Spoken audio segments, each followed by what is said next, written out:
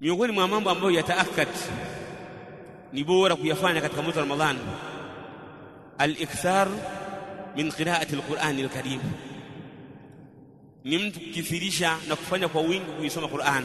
Wameelezea ahlul ilmi kwamba yustahsan lilmar'i an yakhtima al-Qur'ana walau marra, kwamba inapendeza kwa kila Muislamu walau apate khatma moja.